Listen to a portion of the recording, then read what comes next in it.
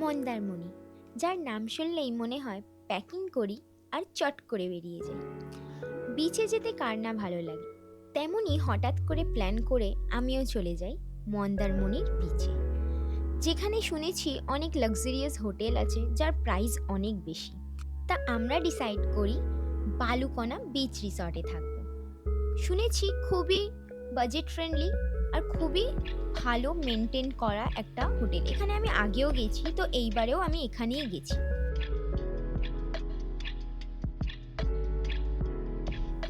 তো চলো শুরু থেকে বলা যাক।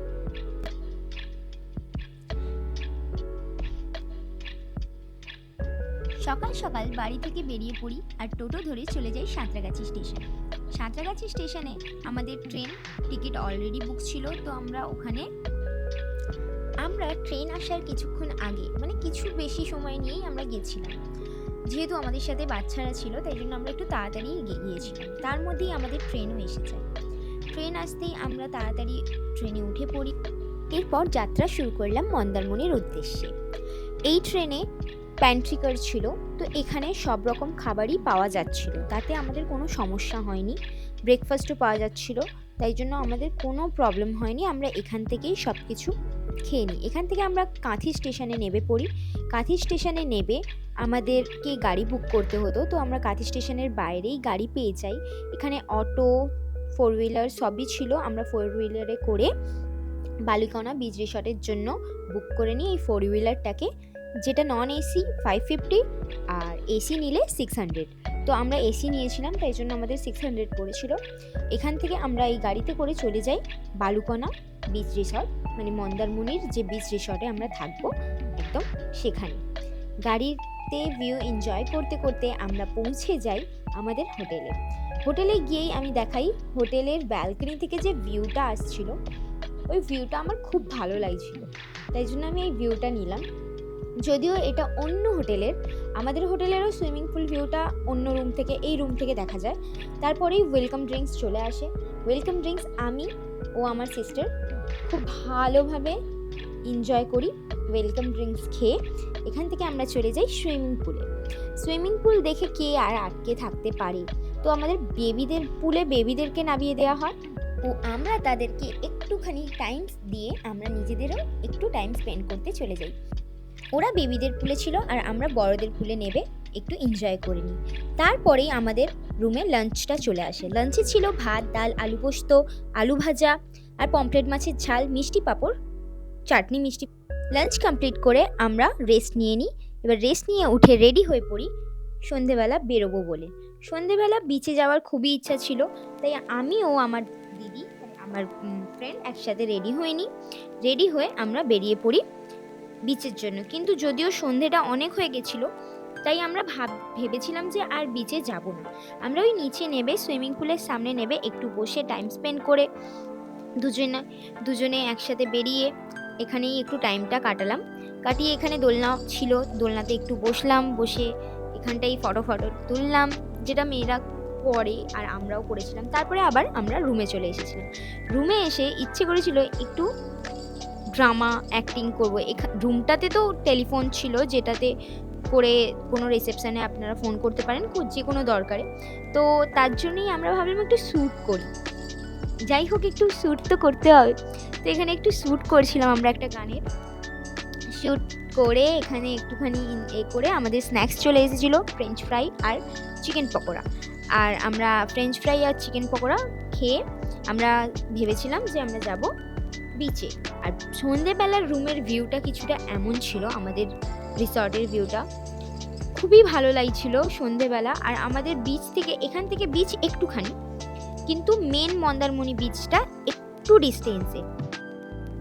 সন্ধেবেলার সুইমিং পুলটা দেখে আমার তো মন সবসময় চায় যে আমি যাই, মানে সন্ধেবেলার সুইমিং পুলের একটা আলাদাই ফিল আসে। তো আমিও নেমে পড়ি চট করে। যদিও আমি সুইমিং জানি না, তাও মন চায় আর ভয় নেই মন, তাই সব কিছুতেই নেমে পড়ি আগেই। তো এখানেও তেমনই, এইবারেও আমি নেমে পড়ি কোনো কিছু না ভেবে। আর এতটাও গভীর ছিল না যে আমার ভয় লাগবে, তাই জন্য আমি খুব ফ্রিলিভাবে এটাকে এনজয় করে নিই। এখানে টাইম স্পেন্ড করার পর আমরা চলে যাই বিচে। বিচের সামনে অনেক শপ আছে, যেখান থেকে অনেক বলতে বেশি নয়, কম, কারণ এইখানে ক্রাউড কম। আর আমার ওই জন্যই মন্দারমণি বিশেষ ভালো লাগে, তাই জন্যেই আমি চলে যাই বারবার মন্দারমণি। যাই হোক, এরপর চলে যাই আবার সেই রুমে দেখিস রাতের বেলায় অনেকেই নেমেছে। আমাদের ডিনারও চলে আসে রুমেতেই, রাইস, চিলি চিকেন আর রুটি, চিকেন কষা। তারপরে আবার সকাল হয়ে যায়। সকাল হতেই আমরা ডিসাইড করে নিয়েছিলাম আগে থেকেই যে আমরা সকালবেলা বিচে যাব, আমি ও আমার সিস্টার, এবং আমরা অনেক ফটোশ্যুট করব, অনেক ভিডিও করব। অনেক দিনের ইচ্ছা এটা আমাদের, যদিও আজকে দুজনে একসাথে এসেছি বলেই পসিবল হয়েছে। আর এটা আমাদের রুমের পাশ থেকেই, রিসর্টের পাশ থেকেই একটুখানি গেলেই বিচ। তাও বিচে গিয়ে আলাদাই ফিলিংস আছে সবার, আমাদেরও এসেছিল, আমরাও আলাদাই মজায় ছিলাম, আলাদাই এনজয় করছিলাম।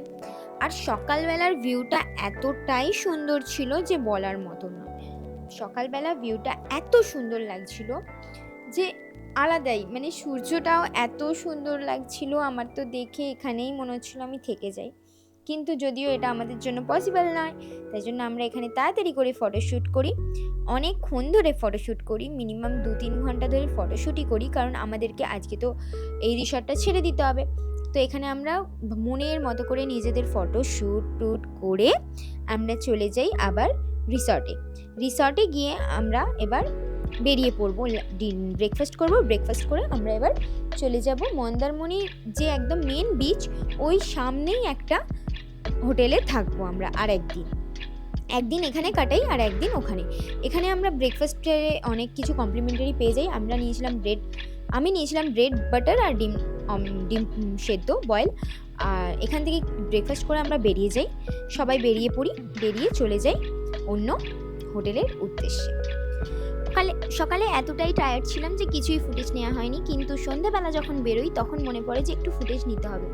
আর এই যে কাঠের তৈরি করা রেস্টুরেন্টগুলো বিচের ধারে থাকে, তো এখানে আমিও চলে যাই, গিয়ে একটুখানি টাইম স্পেন্ড করি। আর এখানে গেলেই মানুষ একটু কাঁকড়া খায়, আর আমিও সেটা খেয়ে এখান থেকে বেরিয়ে পড়ি। বেরোনোর পথে একটু মনে হয় ফুটেজ নিয়ে নিই, কারণ এগুলো রিলসের কাজে লাগে, তো আমিও নিয়ে নিলাম। তারপরেই আমাদের হোটেলে রুমে চলে আসে ডিনারে আমরা কড়াই চিকেন আর রুটি, নবরত্ন তরকারি অর্ডার করেছিলাম। তো এই রেস্টুরেন্টে তোমাকে খাবার অর্ডার করে দিতে হবে, যা যা খাবে বলে দিলেই তারা দিয়ে দেবে। তো এখানে আমরা কড়াই চিকেন, রুটি ও নবরত্ন তরকারি আর ডিম অমলেট, ভাত, একটু রাইস আর একটু ডাল অর্ডার করেছিলাম, যেহেতু বাচ্চারা ছিল তারাও খায় বলে। নবরত্ন তরকারিটা এতটাই ভালো ছিল বলার মতো নয়, কড়াই চিকেনটাও ব্যাপক ছিল। এই হোটেলের খাবার খুবই ভালো, এটা মন্দারমণির নাম্বার 1 রেস্টুরেন্টের খাবার। আর এই হোটেলটা আমরা যে হোটেলটায় ছিলাম ওই মন্দারমণির নাম্বার 1 মহারাজা রেস্টুরেন্টে আমরা ছিলাম। তারপরে সকালবেলা ঘুম থেকে উঠে রেডি হয়ে এবার আজকে বাড়ি চলে যাব। তো বাড়ি যাওয়ার আগে যখন আমি এই গাড়িটা দেখি, আর যেখানে অ্যাডভেঞ্চার সেখানে আমি নেই, এটা তো হতেই পারে না। তো আমিও চলে যাই এই গাড়িটা চালাতে, যদিও দাদাটা আমাকে একা চালাতে দেয়নি, যেহেতু আমি ফার্স্ট টাইম চালাচ্ছিলাম। তারপরে একটু দাদাটাকে বললাম আমি একটু একা চালাই, তারপরে আমাকে একটু একা চালাতে দিয়েছিল। এইভাবেই আমার ব্লগটা শেষ হয়ে যায়।